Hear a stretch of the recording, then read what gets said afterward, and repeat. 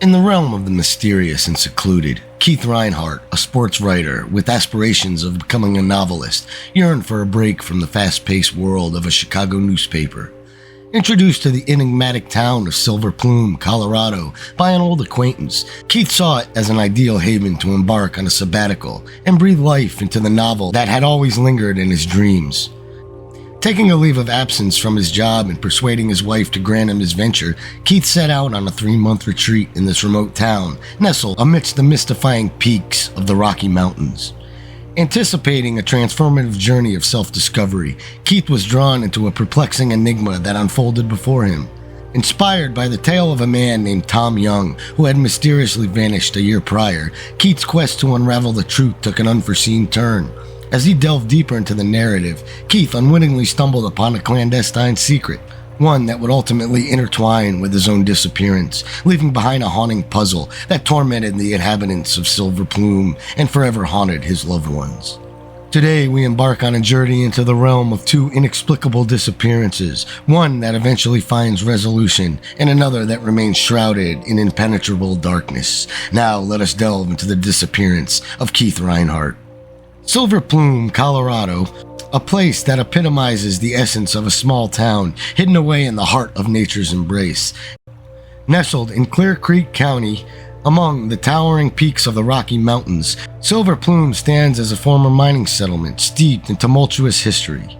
Once home to over 2,000 inhabitants, it was ravaged by a cataclysmic fire and a devastating avalanche, coupled with the passing of new legislation that gradually thinned the town's population.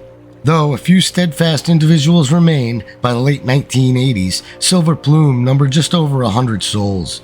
Presently, that count has crept closer to 200, yet it remains far from leaving its mark on the world. With its tranquil existence cradled within the Clear Creek Valley, life in Silver Plume exudes serenity and an unhurried pace. UncoverColorado.com aptly describes it as living in a ghost town, where only a handful of businesses adorn the main street. However, visitors are not drawn to Silver Plume for its commercial offerings. Instead, the allure lies in the boundless opportunities for hiking, fishing, skiing, and other outdoor adventures that call those who crave the challenge of the untamed mountains. Situated at an elevation exceeding 9,000 feet, Silver Plume offers a hiatus for those seeking solace from the noise of modern existence. And for Keith Reinhardt, it was precisely this isolation and tranquility that enticed him. Keith had lived a hectic life, toiling for 22 years in the newspaper industry, primarily as a sports writer for the Daily Herald in Arlington Heights, Illinois, a suburb a mere 26 miles from the bustling metropolis of Chicago. At age 49, Keith experienced what some might term as a midlife crisis, a critical juncture that prompted introspection about his accomplishments and the dreams he had left unfulfilled. Having recently married Carolyn, his wife, and a proud father to 3 children from a previous marriage, Keith sought more from life, yearning for the adventures and possibilities that seemed to have eluded him with the passage of time.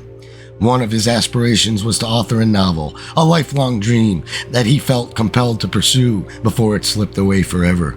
Enter Ted Parker, proprietor of KP Cafe in Silver Plume, an old friend of Keith's.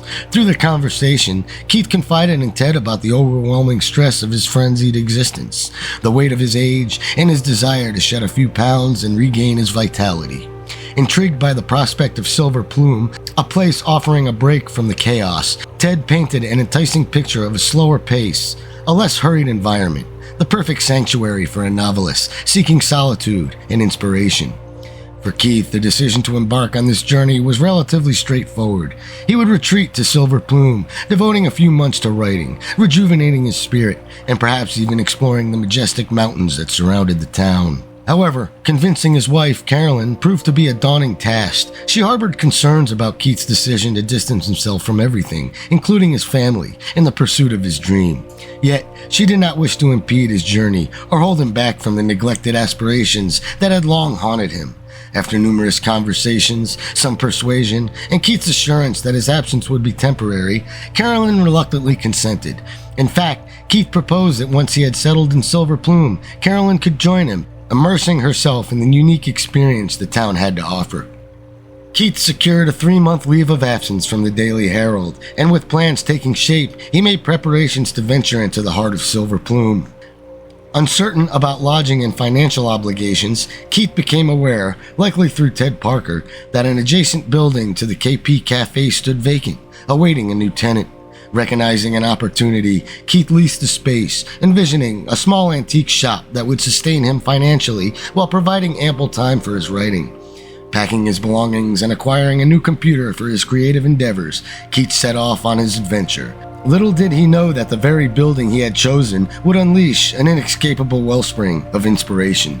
Arriving in Silver Plume that summer, Keith discovered that Ted's descriptions had not exaggerated the allure of this quaint town. Despite the challenges of running his struggling antique shop, which failed to attract significant business, like most enterprises in Silver Plume, Keith remained undeterred. Conversely, his attempts at novel writing yielded meager results, with his gaze fixed upon a flashing cursor.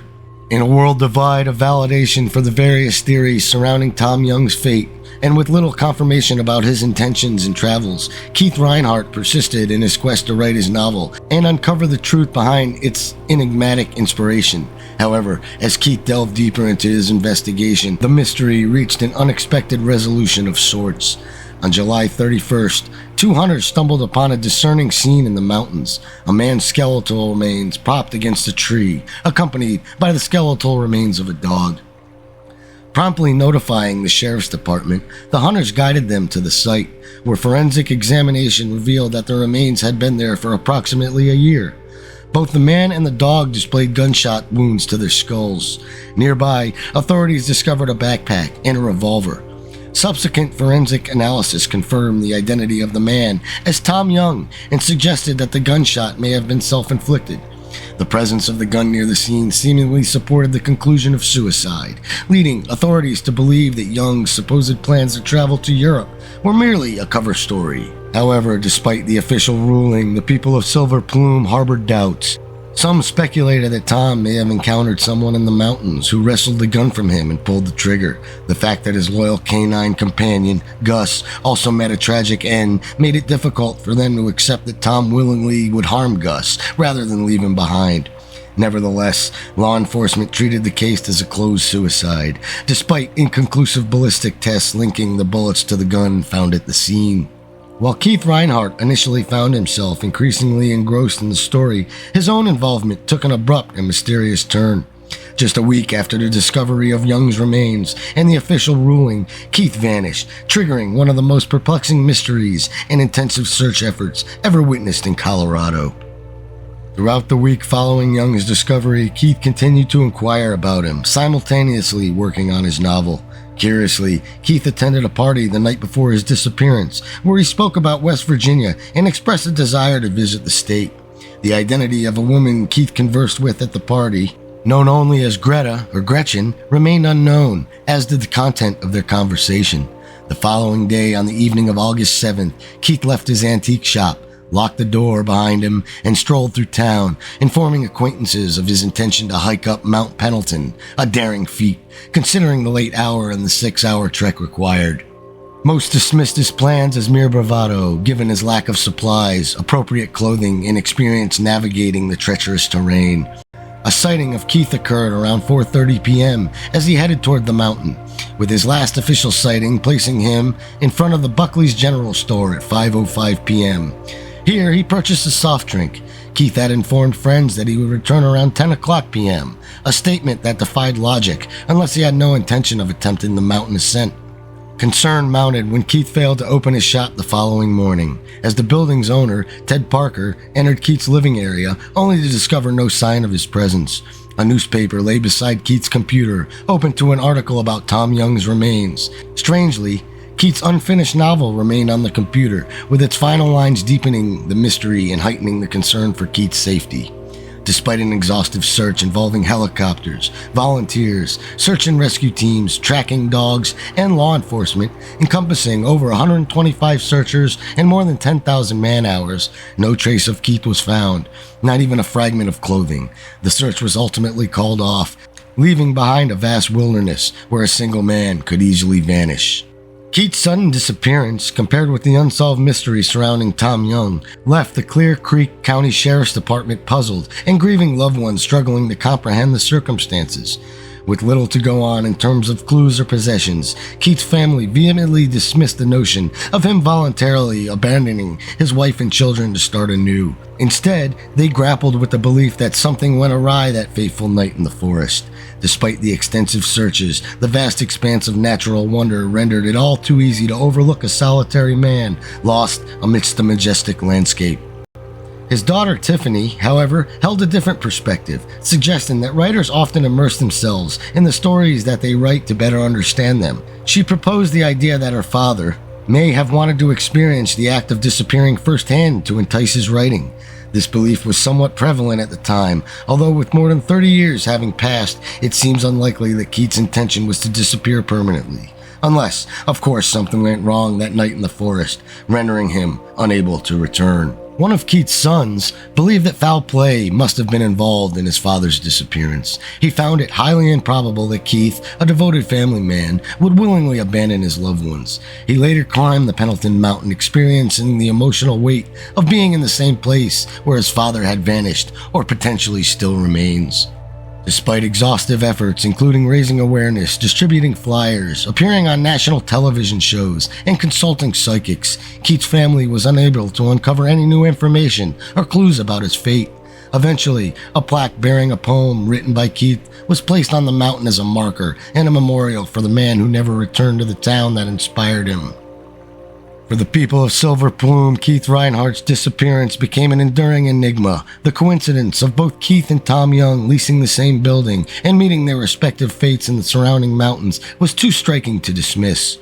Some individuals in the town refused to accept the official ruling on Tom Young's death, let alone comprehend Keith's mysterious vanishing. The unidentified woman Keith was seen talking to at the party added another layer of intrigue. The nature of their conversation, if it held any secrets at all, remains unknown. The story possessed all the elements of mystery and intrigue that could captivate any novelist seeking to craft a compelling tale. However, in this case, the novel would forever remain unfinished, perpetuating the haunting mystery of what happened to Keith Reinhardt. Over the years, various theories have emerged, ranging from the possibility that Keith encountered an accident, succumbed to exposure, or fell victim to wildlife predators in the vast wilderness of Colorado. Others speculate that Keith orchestrated his own disappearance, seeking a fresh start away from the busyness and stress of his old regular life. Some even suggest that Keith and Tom Young stumbled upon something or someone in the mountain that posed a threat, leading to their respective fates. Presently, Keith would be turning 82 years old, but his whereabouts remains unknown. Desperate hopes linger within his family, yearning for answers regarding his fate. Despite the passage of time, the unresolved mystery continues to haunt everyone involved. Keith's disappearance represents a disconcerting case that evokes contemplation, a writer becoming lost in his own work to the extent of becoming part of it. The convergence of two men residing in the same space and experiencing similar outcomes, and the sorrow of an individual searching for them, only to vanish without a trace. While some view Keith's disappearance as an inexplicable enigma, others interpret it as a clear-cut case of an inexperienced hiker lost in the unforgiving wilderness of Colorado. Regardless of perspective, the fact remains that a family lost a father and a husband, leaving behind a void that perpetuates this sad and perplexing mystery. Three main theories have emerged over the years, progressing from the least plausible to the most likely. The first proposed that both Keith Reinhardt and Tom Young encountered someone or something on the mountain that led to their murders. However, the lack of evidence and the extensive search efforts conducted by numerous individuals in the area diminish the credibility of this theory. Another possibility is that Keith staged his own disappearance, intending to embark on a new life elsewhere. While understandable, considering his struggles and aspirations, the absence of any trace or activity from Keith in the years following his vanishing makes this theory less tenable. Lastly, it is plausible that Keith and Tom Young simply stumbled upon something or someone that posed a threat, leading to their respective fates. However, the absence of concrete evidence or substantial clues makes it challenging to support this theory definitively. The mysterious woman Keith was seen conversing with at the party remains an intriguing aspect of the case. However, without further information, it is difficult to ascertain her role or the significance of their discussion. Despite the numerous theories, the story of Keith Reinhardt's disappearance remains shrouded in uncertainty and speculation. Ultimately, the truth eludes us, and the haunting mystery of Keith's fate endures, leaving his family and those invested in the case yearning for resolution. The tale of a man vanishing and then disappearing himself is reminiscent of something that one would encounter in a movie. It possesses substantial material for those inclined to delve into, yet ultimately relies on conjecture and speculation. The allure lies in its mystery, but when reality seeps into the narrative, its appeal diminishes. Did Keith truly abandon his family, wife, job, and entire life to embark on a risky venture of starting anew? It takes a certain kind of person, and not in a positive sense, to accomplish such a feat. A person devoid of conscience, or with a blunted sense of it. This characterization doesn't seem to align with Keith's personality. Furthermore, we must consider Keith's aspirations to complete his cherished novel. Would he have forsaken this dream along with everything else? It appears illogical to me. Instead, it seems more plausible that he ventured into the same area where Tom Young was found to seek further inspiration in the forest and on the mountains. However, Keith's lack of experience, equipment, and planning might have resulted in a disastrous outcome. Now let's explore the final theory. If you have never hiked in a densely wooded and mountainous area, you cannot comprehend the overwhelming nature of it. Having lived in the mountains myself, I frequently hear stories in the news about individuals, even experienced hikers, getting lost in nearby parks and forests. When disoriented and uncertain of one's path, panic sets in, intensifying as daylight fades. Today, most people bring GPS units, weapons, and communication devices, although the wilderness often hampers cell phone signals. In contrast, Keith set off from Silver Plume with nothing but the clothes on his back and perhaps a can of soda. These preparations are insufficient for a nighttime hike into the mountains, even for a seasoned hiker familiar with the area. Keith's background suggests that he was a city person working in the Chicago suburbs, without prior experience in such endeavors. The mountains of Clear Creek County host several predators, including black bears, bobcats, elk, and mountain lions. Considering the isolated location and the dense forest cover, it is plausible that their numbers are higher than in more frequented areas. Search teams describe the area as perilous, with sharp slopes, rocks, and treacherous cliffs. One can easily envision Keith getting injured or even killed by wildlife or the hazardous terrain. In darkness, the chances of survival diminish further. The search for Keith was akin to searching for a needle in a haystack, assuming he was still alive. If he had fallen into a cavern or off a cliff, locating him would have been nearly impossible. He might have been unconscious, tucked away in a remote and obscure spot within the vast expanse. The lack of supplies also impeded his ability to leave behind any trace. Although I'm drawn to the intrigue of a compelling mystery, this particular case seems more focused on perpetuating a legend than confronting the probable reality. For law enforcement, search teams, and many who have scrutinized the case, the likelihood of Keith returning on his own after venturing into the wilderness at night is slim. The disappearance of Keith Reinhardt represents a sorrowful tale of a man's quest to find himself, resulting in the loss of everything. For some, it will always revolve around foul play, despite the absence of evidence. While it cannot be definitively ruled out, for others, it serves as a cautionary tale about the perils of venturing into the wilderness unprepared and inexperienced. Even after 30 years, Keith's family continues to wonder what became of him. While there is a glimmer of hope that answers may surface someday, the realization remains that the forest might conceal dark secrets. After 3 decades, if Keith did enter into the forest and became lost, injured, or met an untimely end, there may be little, if anything, left to discover. If you've enjoyed this content from Universe of Mystery, please like, share, subscribe, and hit that notification bell so you don't miss any of my new content.